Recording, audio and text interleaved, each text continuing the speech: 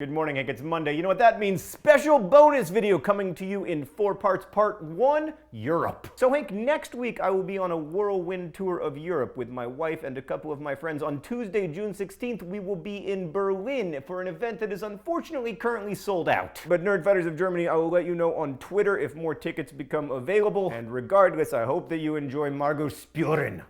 My German is excellent, I know. Then on Wednesday, I will be in Paris meeting and greeting people outside of a bookstore. More info in the doobly-doo. And on Thursday, I will be in London at a place and time yet to be determined. The appropriate Twitter feeds to find out more are all in the doobly-doo, but it is starting to happen, Hank. The Paper Towns movie is starting to become real. Part 2, our podcast. Hank, our new podcast, Dear Hank and John, or as I prefer to think of it, Dear John and Hank, has made its debut on iTunes and SoundCloud. Links below. This week, we discuss whether bowling can heal the broken human heart, whether people have peed on every square inch of Earth, and of course we have all the latest news from Mars, which is a cold, dead rock in the lifeless vacuum of space, and AFC Wimbledon, the most important soccer team in the history of the universe. Part 3, the United States of America. Hank, Nat, and Cara and I will also be touring in the US in July. But I can't tell you where specifically because I don't yet know. We will be visiting the states that get the most votes over at papertownsmovie.com/tour. There you can vote for your state by liking and reblogging on Tumblr. 1 Tumblr note equals 1 vote. And we will visit the places that get the most votes between now and June 15th. Hank, I'm just going to be honest with you. I'm rooting for Indiana and Montana, although I will also accept any other outcome. Part 4, the decoupling of wages and productivity. That's what people really want to hear about in bonus videos. So Hank, in your last video, you were like, and I also worry about the decoupling of productivity and wages. As it happens, that's something I also spend a lot of time thinking about. So as you can tell from this graph, since World War II,